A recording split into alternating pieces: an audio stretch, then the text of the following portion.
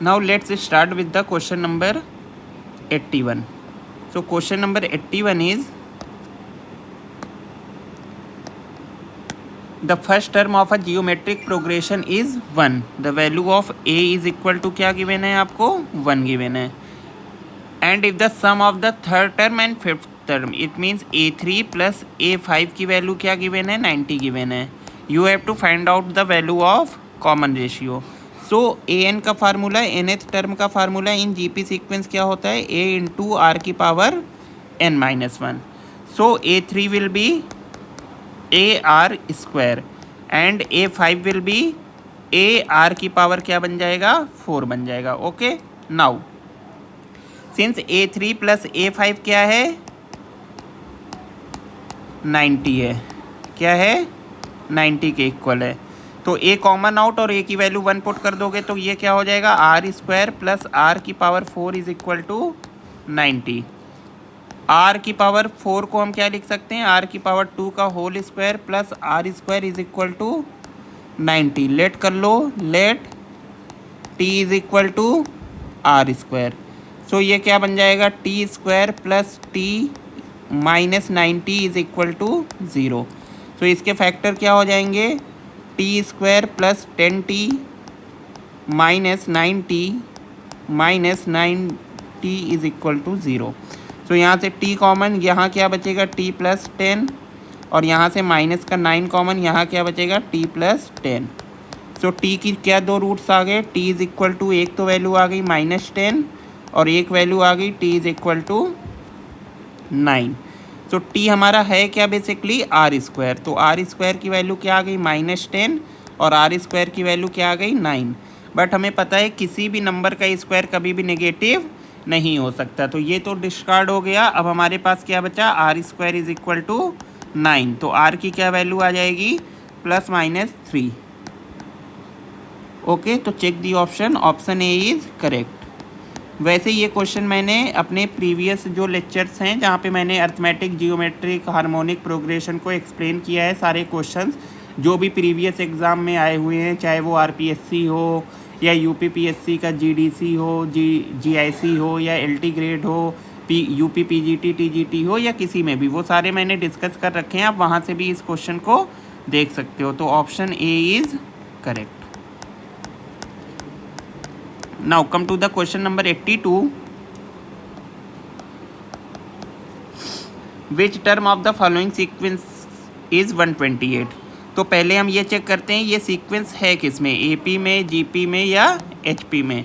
तो हमें देखते ही पता चल रहा है ये शायद जीपी में हो सकता है. तो हम एक बार फिर भी चेक कर लेते हैं कि second term upon first term का रेशियो क्या third term upon second term के इक्वल है या नहीं है. तो 2 से 2 कट जाएगा, यहाँ √2 आ जाएगा, 2 1 ज़ा 2, 2 2 ज़ा 4, 2 अपॉन √2 भी क्या आ जाएगा √2 आ जाएगा. इट मीन्स ये एक जीपी सीक्वेंस है. अब हम लेट कर लेते हैं nth term will be 128. So a n is equal to क्या हो जाएगा 128. तो a इंटू आर की power n-1 is equal to क्या हो जाएगा 128. बिकॉज nth टर्म का फार्मूला क्या होता है जीपी सीक्वेंस में a इंटू आर की पावर n-1. a की वैल्यू क्या है आपको क्या गिवन है, a की वैल्यू है 2 इंटू आर आपको फाइंड करना है, सॉरी आर हमें गिवन है √2, n आपको फाइंड करना है इज इक्वल टू 128. 2 से डिवाइड कर दो तो ये क्या बन जाएगा 2 की power n-1 upon 2 is equal to 64. Okay, 64 को हम फर्दर क्या लिख सकते हैं 2 की पावर 6. तो n-1 अपॉन 2 कंपेयर करने पे किसके इक्वल हो जाएगा 6 के. तो n की वैल्यू क्या आ जाएगी 13. तो कौन सी टर्म हमारी 128 होगी 13th term. So option C is correct.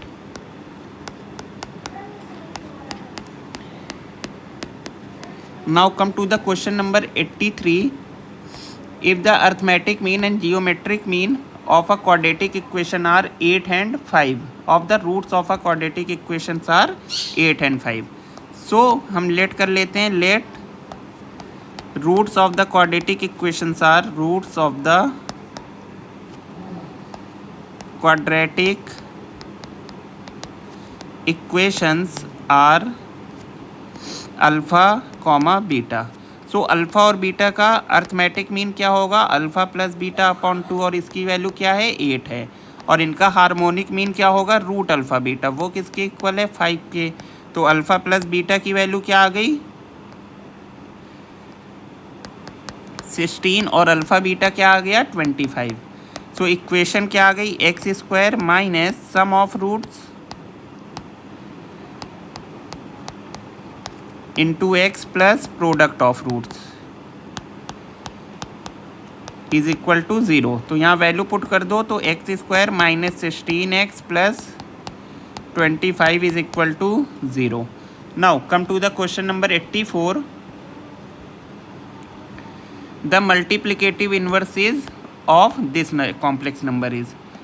So multiplicative inverse का मतलब क्या होता है कि अगर कोई भी दो नंबर हैं Z1 और Z2, अगर हम उनका प्रोडक्ट करें तो हमें क्या मिल जाए 1 मिल जाए। तो Z1 का मल्टीप्लिकेटिव इनवर्स क्या बन जाएगा Z2 बन जाएगा, और Z2 का मल्टीप्लिकेटिव इनवर्स क्या बन जाएगा Z1 बन जाएगा। ये किस केस में है मल्टीप्लिकेटिव इनवर्स, ये है हमारे मल्टीप्लिकेशन के केस में। तो हमें Z1 गिवन है, हमें किसका फाइंड करना है मल्टीप्लिकेटिव इनवर्स 2 माइनस 3i का। तो हमें इट मीन Z2 फाइंड करना है, लेकिन हमें आंसर क्या आना चाहिए 1। तो Z2 की वैल्यू क्या आ जाएगी 1 अपॉन 2 माइनस 3i। ओके, अब न्यूमरेटर एंड डिनोमिनेटर में 2 प्लस 3i से ऊपर नीचे हम क्या कर देते हैं मल्टीप्लाई और डिवाइड। तो यहाँ पे ये तो 2 प्लस 3i हो गया, यहाँ पे a minus b, a plus b की आइडेंटिटी बन जाएगी which is a square minus b square. तो 2 2 ज़ा 4 माइनस 3i का whole square which is equal to 2 plus 3i upon 4 plus 9, because 3 का स्क्वायर 9 और i स्क्वायर की वैल्यू -1, तो माइनस माइनस क्या हो जाएगा प्लस का 1। सो ये आ गया 2 अपॉन 13 प्लस 3i अपॉन 13। तो which option is true, option C is true. Now come to the question number 85. We have to find out the value of I to the power minus 35. So we know I is equal to क्या होता है root -1, I square is equal to -1, I cube is equal to -I, and I to the power 4 is equal to 1. तो हम I to the power -35 को क्या लिख सकते हैं 1 अपॉन I की power 35 which is equal to 1 upon I की power 4 की power 8 into I cube. I की पावर 4 1 है, तो यहाँ क्या आ गया 1 upon I cube which is equal to -1 upon I। अब हम ऊपर नीचे I से मल्टीप्लाई कर देंगे तो ये क्या आ जाएगा -1 into I upon I square, और आई स्क्वायर क्या बन जाएगा माइनस का आई स्क्वायर माइनस का 1, सॉरी।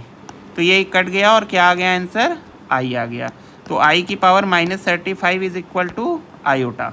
ठीक है, तो ऑप्शन ए इज़ करेक्ट। ये मैं सिंपल फॉर्म के लिए इसको आई बोल रहा हूँ, अदरवाइज ये आयोटा होता है। ठीक है, option A is correct.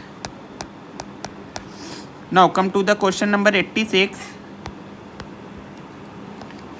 Question number 86 is which of the following statement is correct? A polynomial equation has at least one root.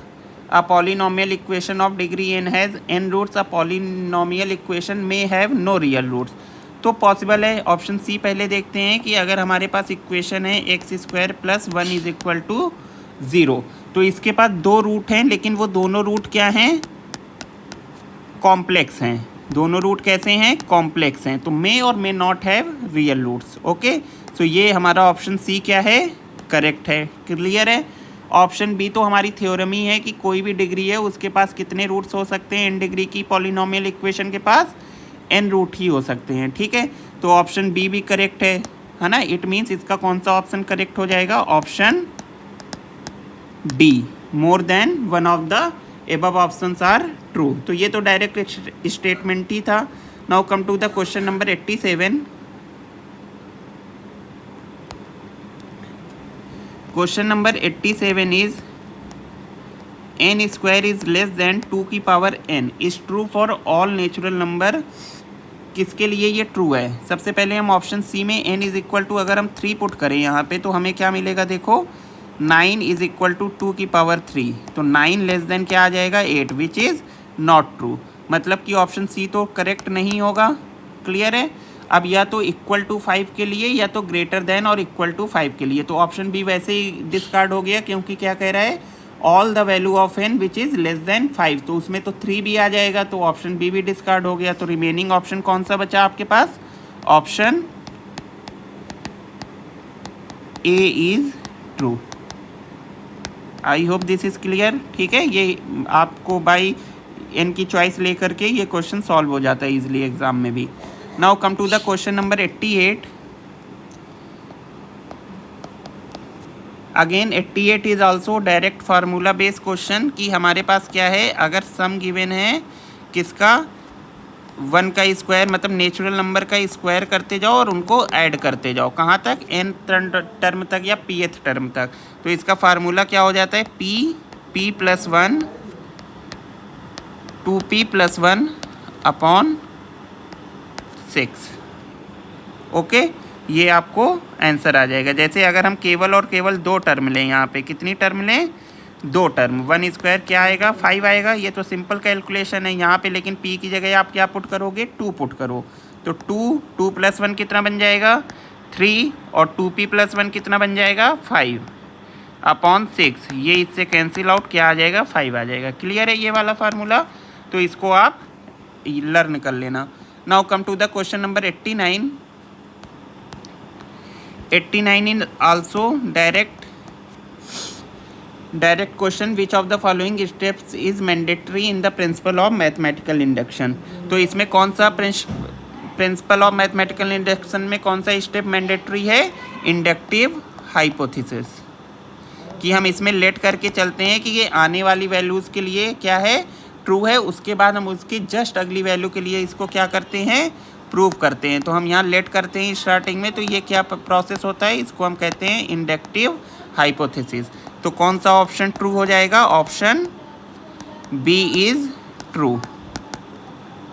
ठीक है। Now come to the question number 90। Question number 90 is how many groups of 5 men and 2 women can be made out of a total 7 men and 3 women। तो हमारे पास total कितने man है? 7, और हमें selection कितने का करना है? 5 का। और हमारे पास टोटल कितनी वुमेन है? 3, और हमें टोटल सिलेक्शन कितने ही वुमेन्स का करना है? 2 का। तो हमारे पास इसको सिलेक्ट करने की क्या चॉइसेस हैं? 7C 5, और इसको क्या है? 3C 2। और टोटल कैसे हो जाएगा? By the theorem, multiplication theorem of selection. तो ये हो जाएगा 7C 5 into 3C2 which is equal to 7 factorial upon 5 factorial into 2 factorial, और यहाँ आ जाएगा 3 factorial upon 2 factorial into 1 factorial. अब इसको सॉल्व करते हैं तो ये हो जाएगा 7 इंटू 6 अपॉन 2 2 ज़ा 4 इंटू 3 2 ज़ा 6, 2 2 ज़ा 4, 2 3 ज़ा 6, 2 3 ज़ा 6, 3 3 9, 9 7 ज़ा 63। तो ऑप्शन सी इज़ ट्रू।